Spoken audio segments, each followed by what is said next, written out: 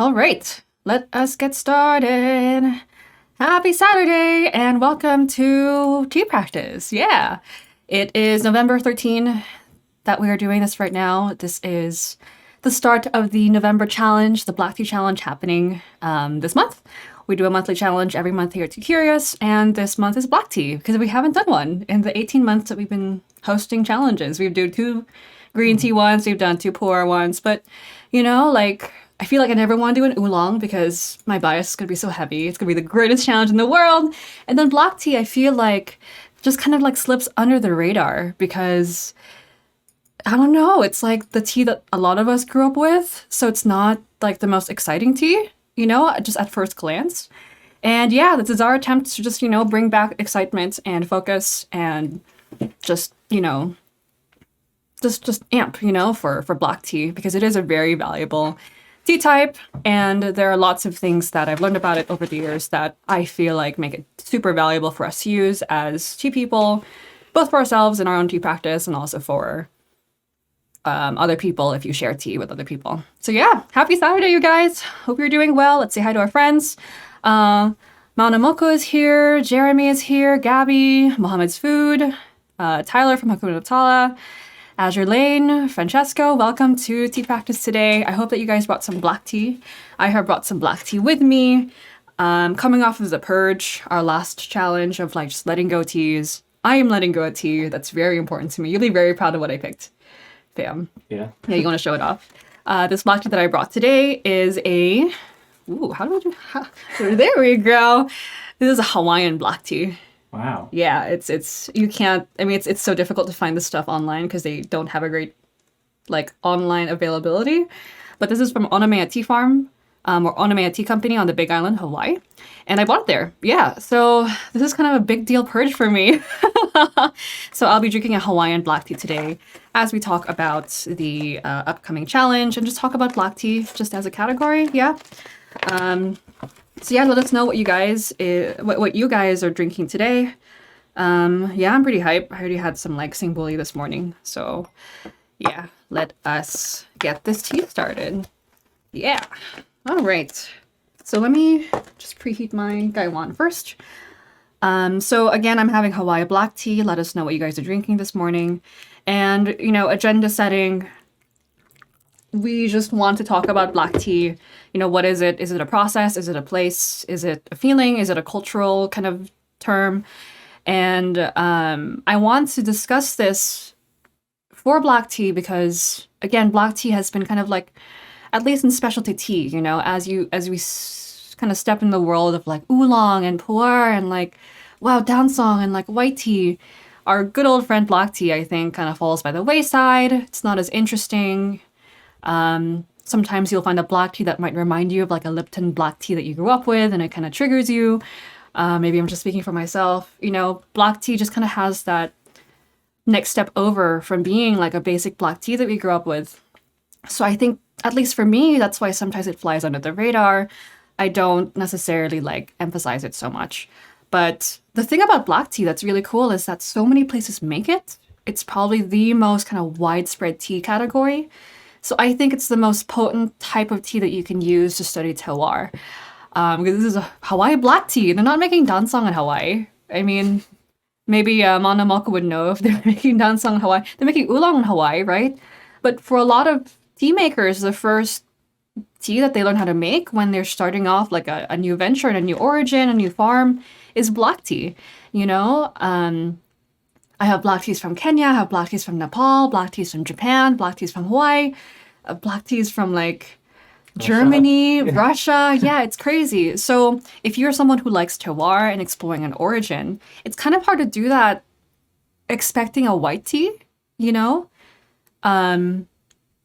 Everyone knows how to make black tea. Everyone starts with the black tea. So I think that there's this really beautiful kind of universal aspect to black tea that, even if it's not as exciting as age-old tree oolong or something like this, there is something that we can kind of yank back from it.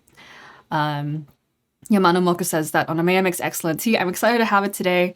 Jeremy's having a Yunanese tea from Somao. Yeah. So it's I'm excited. Okay, Let's brew this tea up. So I want to ask for you guys. That's my take on black tea. Just to get started. What are you thinking about black tea at this moment? Like, is black tea the same for you, or is it, as I'm speaking, is it like, oh, I disagree with Ree. It's not what that is for me. And everyone has different experiences, of course. I grew up in the Philippines. Black tea was what I grew up with, in the form of like, dissolvable Lipton tea powder. And yeah, sometimes if I taste a Ceylon tea, I kind of get that like, wow, it tastes like Lipton. And in my head, there's this just subconscious, oh, this is not as interesting or different as another tea I could be having. So just subconsciously, I don't value it as much, right? And I think that I like to try to like actively work against those things because, yeah, sometimes you kind of pass over a tea because, of those kind of like mental blocks, at least for me.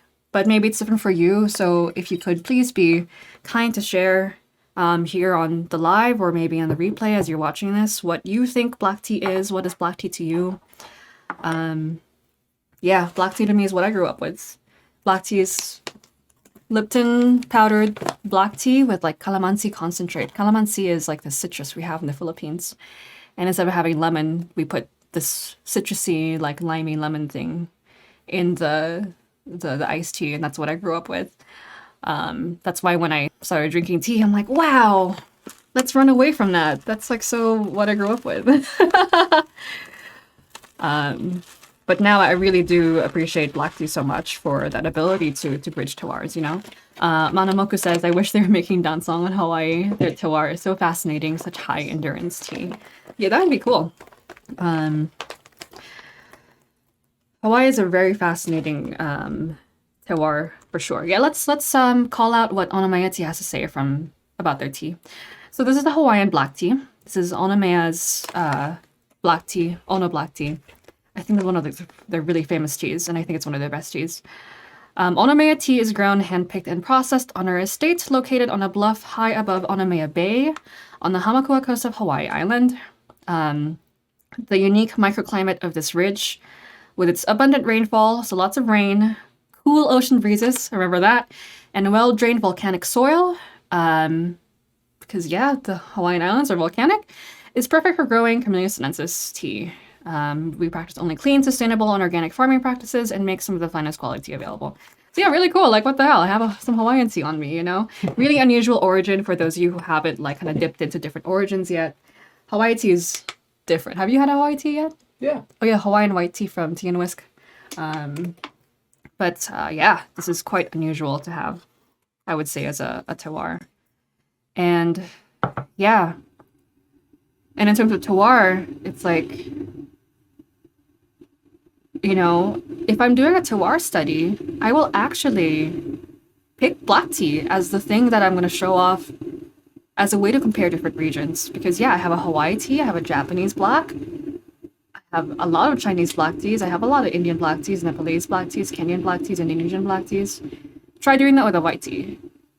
Like, it's quite difficult, So it's really quite nice to be able to use like this base type as a way to compare other areas too. So yeah, I'm gonna brew this up. This smells amazing, by the way. Wow, very chocolatey. Oof, malty, chocolatey, popping. It's very ready. I feel like this tea is ready for me today, which I'm happy about. I haven't drunk this tea in a long time because I'm the kind of person who likes to hold on to teas for a very long time. But this is working out. So let's give it a pour. I think it is ready. And yeah, if you are drinking something, share it with us. If you have any thoughts, share it with us. It's not about what I'm thinking. I just want to be here to like trade notes and see what your experiences are, and then we can learn together. I'm in like a very like, this is the tea curious spirit today kind of mode. I think it's because before this, I was watching baking workshops with your mom, baking shows with your mom. And I'm like, wow, they're like really good at explaining things. So your practice will like, your tea practice and your like live face will kind of like change over time. If any of you have ever done like a workshop before, or presented tea to other people, isn't it funny the way that we host as tea people is different from day to day? Sometimes it's not easy, but today's feels like a nice day. Yeah, I feel pretty good about it. So good. That to me doesn't smell like, I can't tell you it smells like something like a Chinese tea or an Indian tea. It smells like its own thing, which is very exciting. Manamoku, you said that you liked the taste of this tea also. What did you get from it? Or that you said they had really good teas. Also, Earl Grey Builder's Tea has a sweet spot for me. Earl Grey also for us. We are big Earl Grey fans. Yeah. MoBDM, welcome to the stream. We Origin, Cindy, so nice to see you. David, welcome. Please let us know if you guys are drinking some black tea with us today. And yeah. Wow, so good. Delicious. This tea is ready today. I'm so glad I picked it.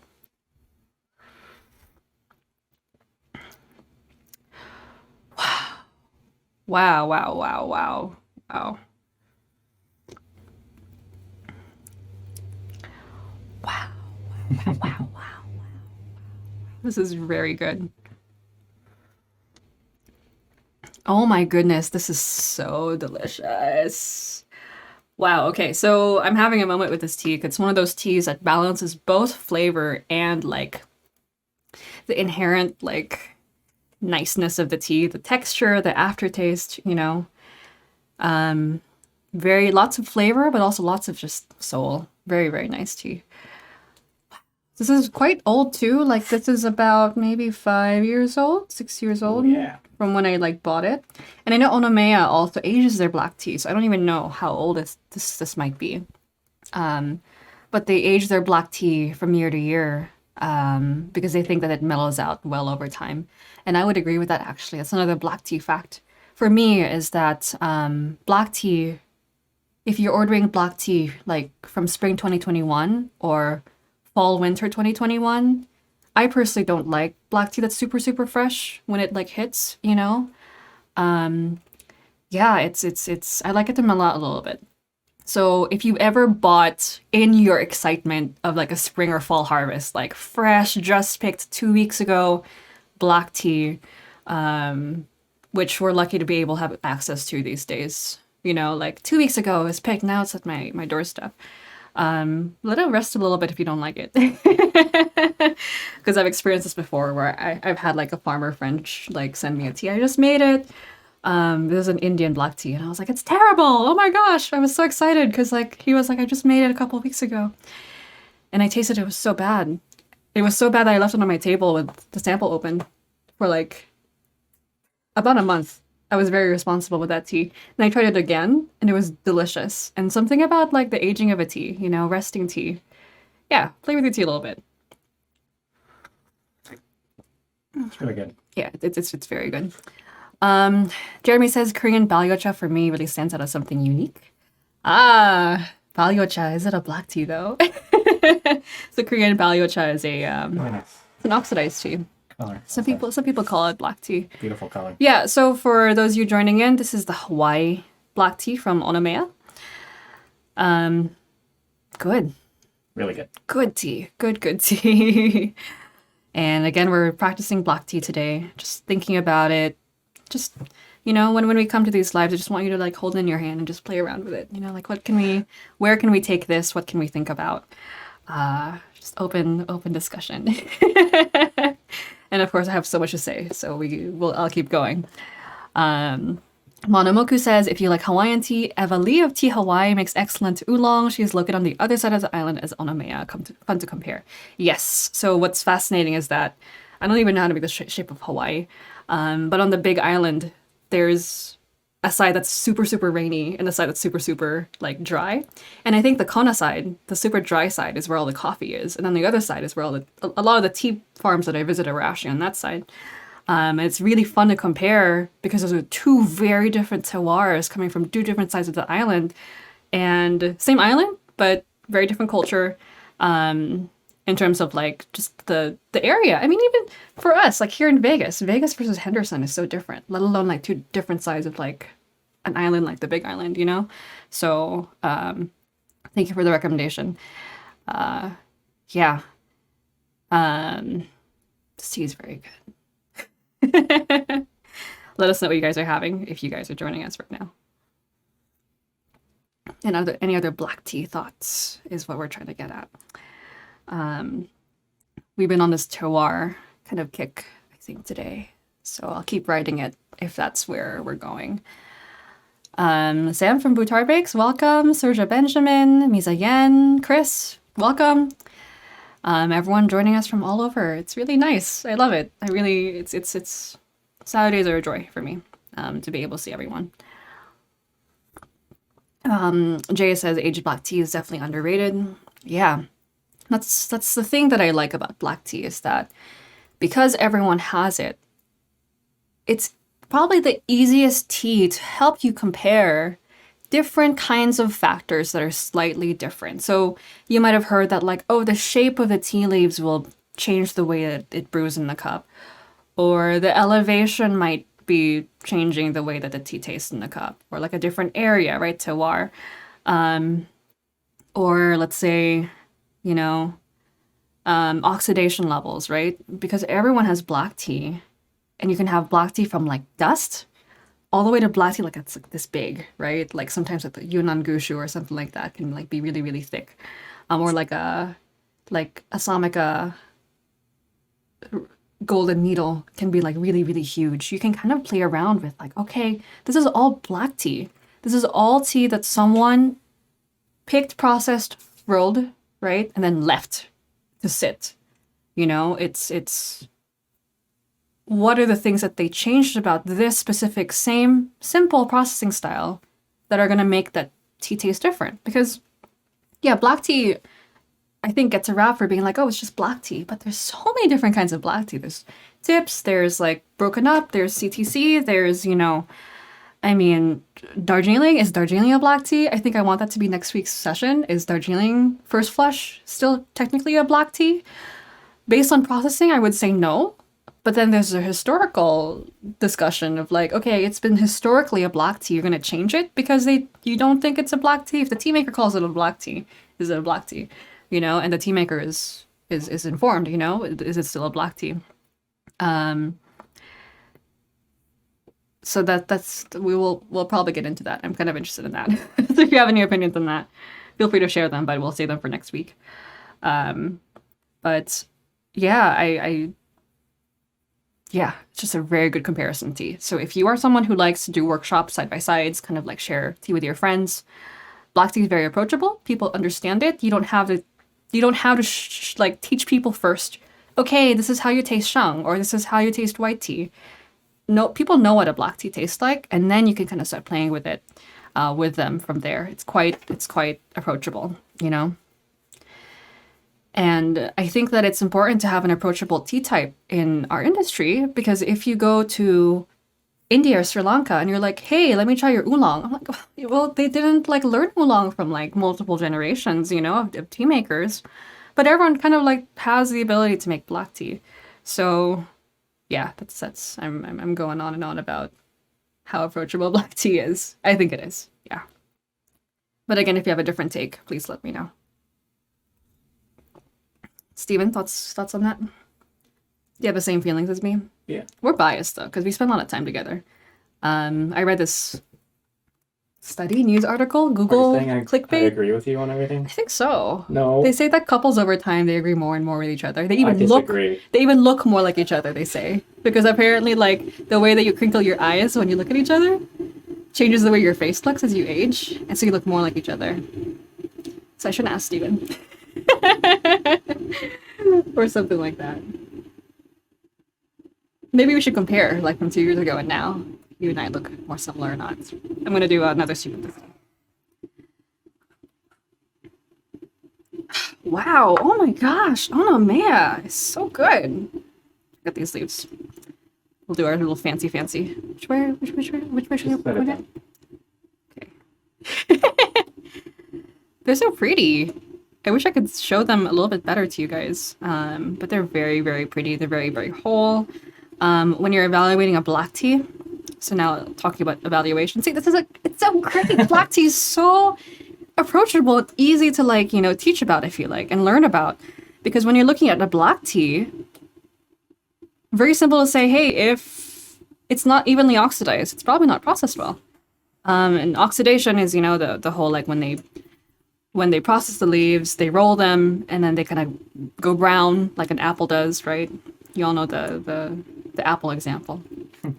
But it's got to be even. You can see how even the colors are, right? They're all one color, pretty much. No like green spots, no yellow spots. There's no like extra like big stems or anywhere. It's just even. And not everyone can pull this off, in terms of the oxidation process. And what's happening is when they oxidize the leaves, if you have so they put them into like I don't know. Yeah, let's use apples. Let's keep using apples. A bunch of apples, right? Okay, so we're using the apple oxidation thing. Apples go brown, that's oxidation. Tea goes brown, that's oxidation, right? If you put a bunch of apples in a pile and you try to brown them, the apples on like different parts of the pile will go brown at different paces. A good tea maker knows how to like arrange the pile so that the apples or the tea brown at at the same rates. And this might seem very obvious to us, but just like when you watch a baking show and you're like, I can do that. It's like, in theory, it's very easy, but it's actually quite difficult for a tea maker to control like the evenness of the oxidation of the pile. So when you see a very evenly colored tea like this, the leaves are the same shape, the same size. Yeah, wow, just really even skill. That's like skill from the tea maker. Really, really nice. Such respect. It's so good. And it's this skill that is causing this tea, besides being, 5, maybe 7 years old, to taste this good. So, I don't think it's any worse than it was from 7 years ago, 5 years ago. I think it's better. Yeah. So when you have good processing, you have, good skill from the tea maker, you can absolutely age it. Don't use that as an excuse to collect tea, but or do, don't collect too much though. Friendly reminder from I've enabled myself so many times, like, this tea is so well processed, it will age. Oh yeah, I have my fairness picture here. Not very fair. Yeah. And wow, like can I like have some like appreciation for the setup that I pulled out yesterday? I love this setup so much. This is a Jinggajan Gaiwan from Red Blossom, and then a Chen Yongkong fairness picture from me and Steven. And then this is a Kutani ware, I think, Japanese cup that I got from an estate sale. I have never been able to identify this. I've asked some ceramics friends just really quick on like a live like this, but I don't know what it is. So if anyone ever knows what this is, I'd love to have an ID. But look how pretty all like the red comes together. It makes the black tea look more red, and then the red of the black tea makes the red of the thing pop more. It's just so great. Yeah. And then like wood fire stuff, y'all teaware nerds, wood fire stuff tends to pick up color from somewhere else in your chashi, in your setup. So if this is not here, some of the more kind of like orange tones are more obvious. Then once I put it beside this thing, some more of the cherry tones come out on the side of the wood fire vessel. So yeah, I on purpose chose this to kind of highlight the redness of our black tea session. Red tea, black tea, hongcha. Yeah, it's quite lovely. And this glaze also is a little bit, tiny bit muting.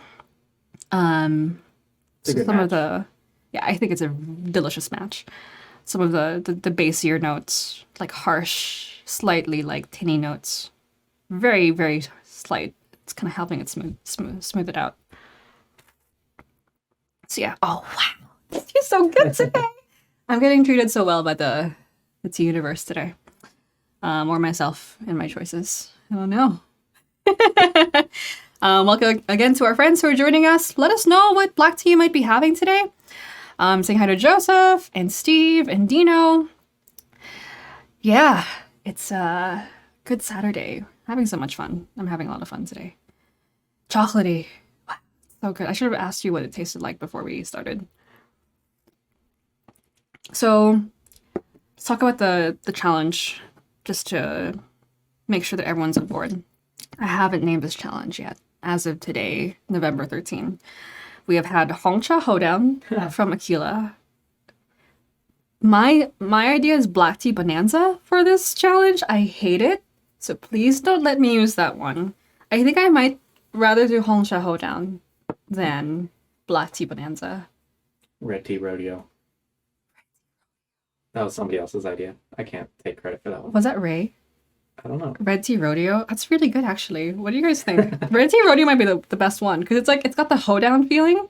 But when I hear hoedown, and like, I was talking to Delphine about this too, especially if you're not like a native English speaker, or like you didn't grow up in the United States and know what a hoedown is. A hoedown sounds very suspicious and questionable. Like, you want me to do a hoedown with you, Ree? You calling me a hoe down? That's what I thought. So I had to look it up, what a hoedown was. So maybe Red Tea Rodeo for the challenge.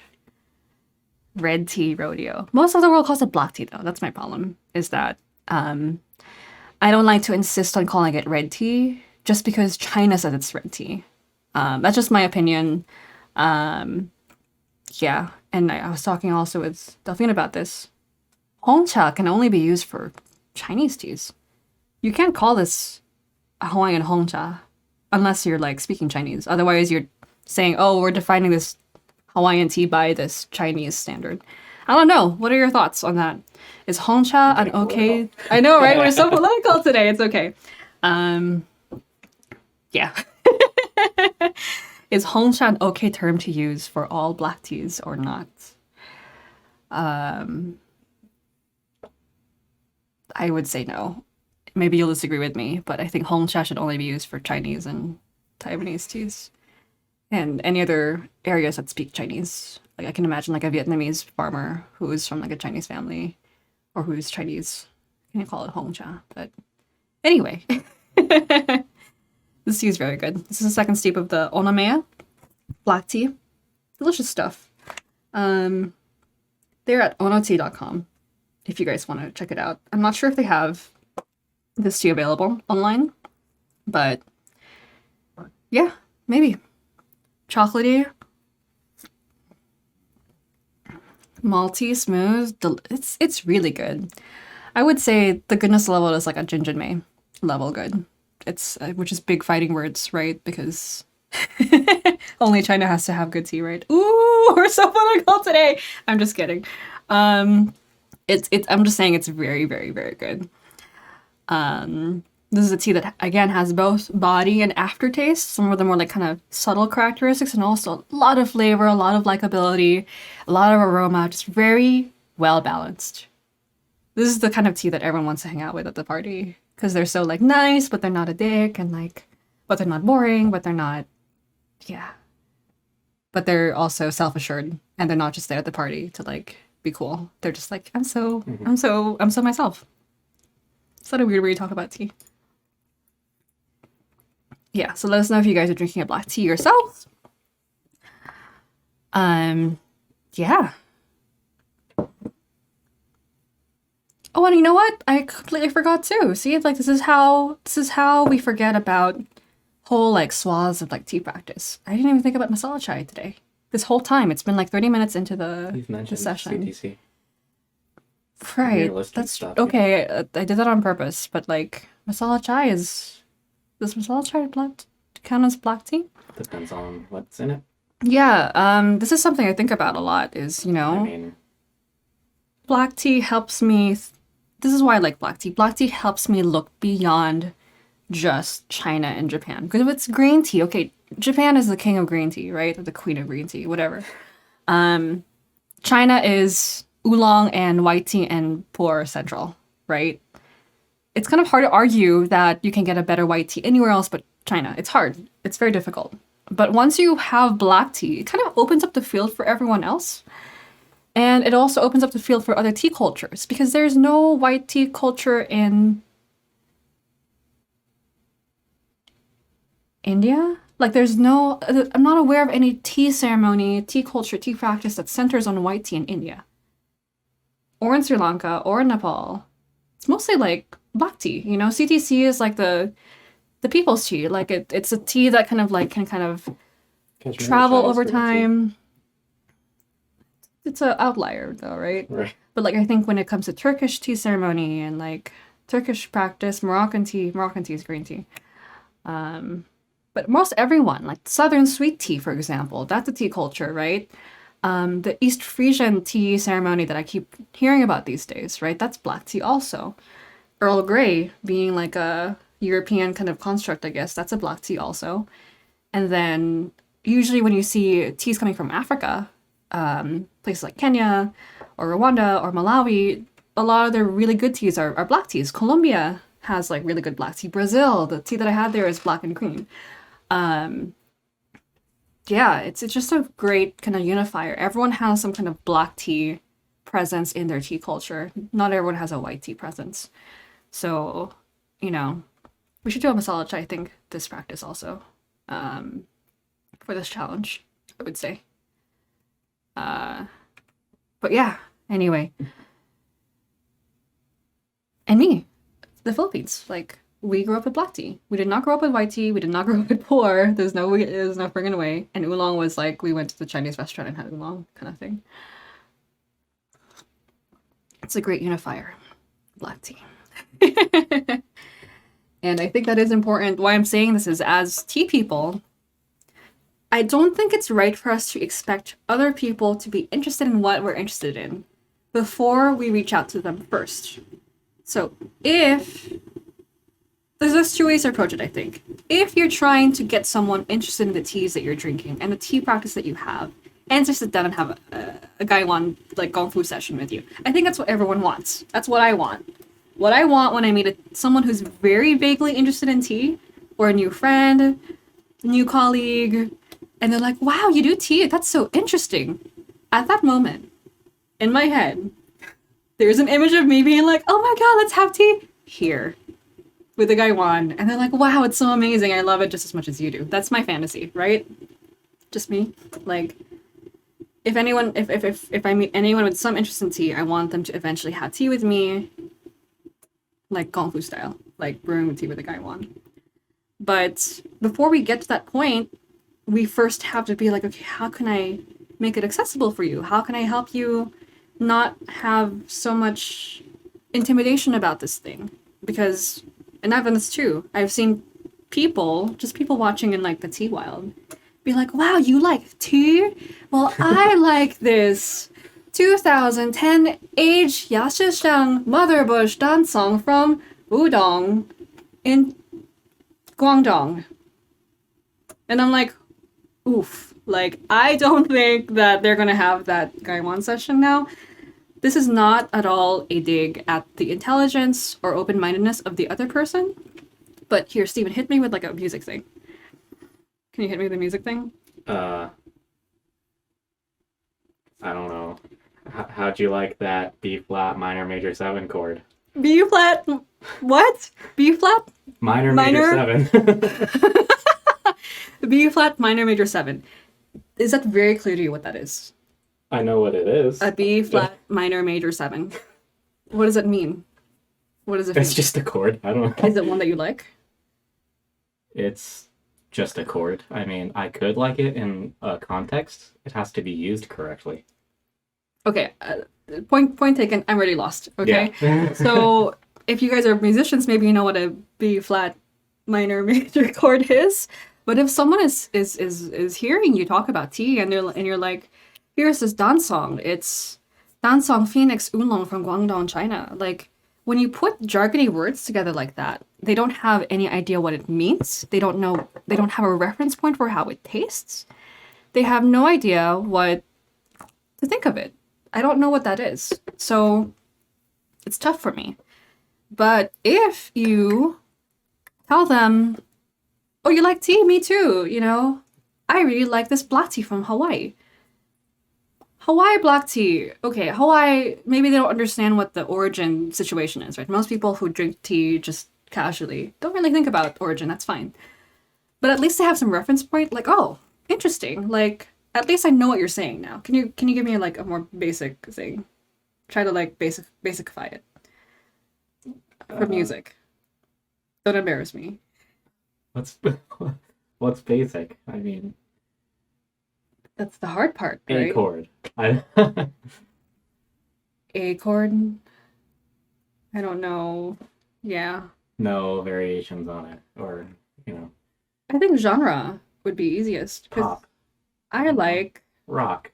rock, I guess, or like electronic music. Just simple stuff. Just like start kind of like moving the needle a little bit with their interest in the tea, I would say, you know? Um, because without that kind of entry point, how can you talk to them about tea without losing them, you know? So I don't think black tea is the only tea you can do this with, but it's one of the easiest because even people like some people don't know what an oolong is, or they might. A lot of people have like an aversion to green tea, right? Like it's this bitter. Like they might have like had like a horror story with green tea before, but black tea is most people have some kind of positive experience with a black tea, I would say, and yeah, just a tool for your tea toolbox, okay? I don't think it's the only way to go about it, but I think that's why my gateway, thinking about the way I traced my tea journey, was Earl Grey. Earl Grey was fascinating to me starting out because it was not too different, right? I hated the first oolong that I had. I hated it. I was so angry with that tea. Someone gifted me an oolong tea, like one of my friends, like moms, and I kept burning it. And I was like, I'm trying to like this tea. Like, maybe I'll develop my palate. Like, I kept burning it. But Earl Grey was very kind to me, and very like approachable. Divana like Earl Grey creme was the creme de la creme. So good because it was familiar.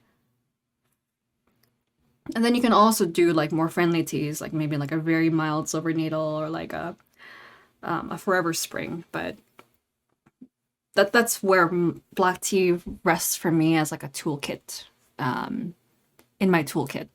It's a very potent kind of like bridger of people's ideas of what teas are, and very potent way to study tea, I would say. So if you've ever had like a terroir session with us, you'll probably remember that I brought a black tea because it's the easiest to source. Because if I had to source like a Nepalese white tea or a Nepalese oolong, it's more difficult. You can now; it's easier now, but this is a Hawaii black tea for a reason. It's not a Hawaii like green tea Hawaii oolong. And it's very good. Wow, delicious tea. And then even within black tea, there's so much variation. Think about like Chinese Danhong versus like Assam black tea versus this Hawaii black tea. If you had to say what it's most similar to, what would you say it tastes like?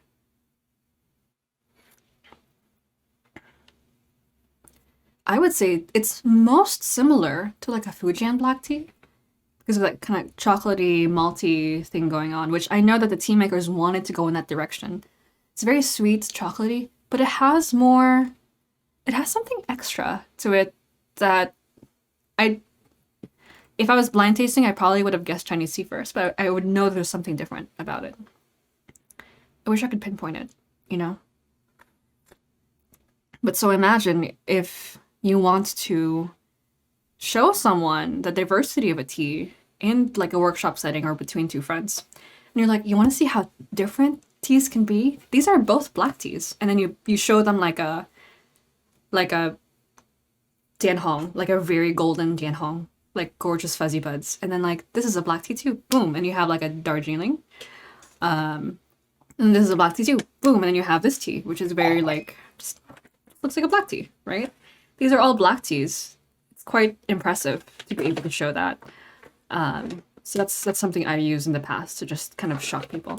Steven, you're showing people that I didn't pour all the way. Blah. We gotta be. You're showing people. We gotta be Instagram perfect, bro. Broskies. Broskies.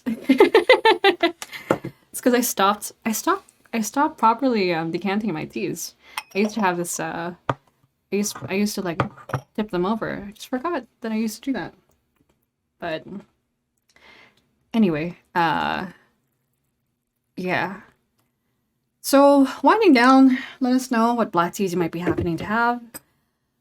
Your thoughts on this session so far. If you're watching the replay, thank you for being with us this whole time. If you're watching the live, thank you also. And it's been really nice just to kind of brainstorm about black tea with you guys and kind of go on and on about what it means, right? So that's why I was like, it's terroir, it's processing, it's also feeling, I think black tea is inherently cozy. I think it's a cozy tea. I think it's a rustic tea. It can be very elegant too, but yeah, it's a warm tea. It's something that you like for like cold weather. I think it's could be so many things though. Like because black tea is not a monolith. Like there's so many different kinds of black tea that I think a lot of I was about to say black tea is good for morning, but depending on the black tea, like this I think is not a morning black tea. I think this is a perfect like afternoon weekend tea, Totally. But I think that yeah, we just make a lot of assumptions about black tea because it's so common and so familiar to us that we sometimes forget how diverse and how fluid and how complex it can really be. I don't think I ever have to say that about oolong. People know oolong is complex. People know pu'er is complex. But black tea, yeah, flying under the radar. We might be biased because we have a lot of like oolong pu'er friends, right? But if you're a black tea friend, I have like Gina's a black tea person, and she's like, I feel like people don't give Hongcha enough credit for like having a lot of diversity, or black tea, for having enough diversity, where it's really Well, quite. maybe, I mean, tell me if you've noticed this, but not everyone, but a lot of people, when they get into tea, they'll kind of leave black tea behind. Yeah, that's what I mean. I did that. I remember like because it's the rest of it is exciting, which I totally understand, And you already know black tea, so And you already know black tea, yeah, right. air quotes, but Yeah, there's still stuff to explore. right. If you felt that way, I'm interested to see if that's similar for you too. Did we accidentally leave black tea behind because everything else is so shiny? you know? So yeah, as we wrap up, this is the start of the Tea Curious Black Tea Challenge, Today is the Black Tea Challenge. I don't know what we're calling it yet. What did you say? The Red Tea Rodeo? Black Tea Rodeo? Red tea rodeo. Black Tea. Please don't let me call it the Black Tea Bonanza. I'm gonna be so... It's gonna be horrible. Bonanza makes you feel like it's a sweepstakes or like lottery tickets, you know what I mean? Like, wow, it's a Bonanza! And like, people with like their casino memberships go to like see what the bonanza is. But this is the start of the 2-week period for practice for black tea for the Tea Curious community. We will be doing just, drink 3 to 5 black teas, kind of pick your own adventure, I would say. Yeah, I kept it open and we asked the community what they wanted to do. I think we do want to do like a numbers-based challenge. So 3 to 5 teas based on what your mileage is this month. I know this month is a very busy month for a lot of people, but just, commit 3 to 5. And within that 3 to 5 sessions, try to mix it up a little bit or focus on one black tea. Whatever it is. What I'm asking from you is, I guess, just if you're not typically drinking black tea because you're a fan of other teas, try it some more. And then if you do like black tea, maybe like share what some of your ideas and concepts are with other people. Because maybe they don't approach black tea like you do. Maybe they don't know something about black tea that you do. Maybe there's a black tea that they don't know about that you're like, oh my god, if you like, if you really like shopur, I love shopur, but I also really love this black tea. I think you'll like it too. These different kinds of practices help us just move more with the tea that we're working with. And you guys know this. My approach is like the more that you can interact with the thing in different ways. Don't interact with it just here, like you see me every week here, like this. But if I stayed here forever talking with you guys about my ideas, like on a one to many kind of platform, I wouldn't learn. We have to go outside to drink tea while hiking. We have to drink tea with our family. We need to drink tea with family we don't really like jive with that much. We need to make chai. We need to make chai with sugar, make chai with milk, make chai with different kinds of spices. Taste to see how the black tea changes with those spices. Because you're only brewing a gaiwan, you're not going to know how the volatiles in that tea, the compounds in that tea change in different environments. You might be surprised what gets pulled out if you simmer it with spices, right? Try it with a gaiwan, try it with a kyusu, try it with a different cup. See how the cup choice changes the look of the tea, just like here, like this gave me a lot of joy to bring this chashi together. But if I didn't reach for this black tea, we're not going to reach that. So, it's just practice. This is why we're calling it the tea practice, right? The more you can find different ways to work with your teas, even ones you're not familiar with, the more you'll grow, the more you'll learn, and the more you can help other people, I would say. Because you're kind of spreading out that learning like a little nice moss that covers everything. Yeah. Last thoughts, Stephen? Anyone? Thank you for joining us today for the session. It's been a pleasure. Thank you for practicing with us. We learned so much. I don't want it to limit it to myself. I gained so much from talking about this. If it comes off like I think I know what I'm doing, maybe a little bit I do, but also it helps me practice talking about these things. So when I do pop on a workshop the next time, I'm going to be a little bit more articulate about the way that I talk about black tea, right? Because I've experienced this with you guys. And I can only talk a little bit articulately here because I've done this before. I have practiced trying to brew tea for people. I have practiced trying to talk about black tea with people. And I think you can do the same thing too. I stutter when I don't talk about tea. It's because I talk about tea that I can talk about it, fluidly and be comfortable with strangers as an introvert, right? Anyway, that's my take. Anything last thought, Stephen, from you? I'm good. Okay, so Discord is where the challenge is being centered on. Sign up there if you haven't yet. Discord friends, it's happening today. Get it started. I'm gonna hop off and just open the challenge, to be honest, and grip my hair while figuring out what the name of the challenge is. 3 to 5 teas. Your approach. If it's not my approach that resonates with you, your approach with black tea. It doesn't matter what it is. Just drink some tea, share your thoughts, take some pictures, and then I guarantee it that you'll learn something new. We always do. We've done 18 of these now as of today. And even if you're in the future and you're not during this challenge period, same thing. Just pour some black tea. Yeah, it's good stuff. Thank you for joining us today. It's been wonderful. Thank you, tea. This is again Onomea's Ono Black Tea from Hawaii. Gorgeous tea. Highly recommend. Their website is onotea.com if you would like some of that. Sponsored by Tea Curious Water. This water is so good. We know our water and how well it does with tea, so props to us.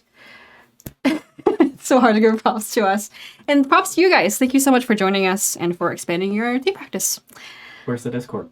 The Discord's on... Links in the bio. Our links in bio. So bad at this. Yeah. Anyway, see you guys next week. Happy weekend. Happy November. Bye.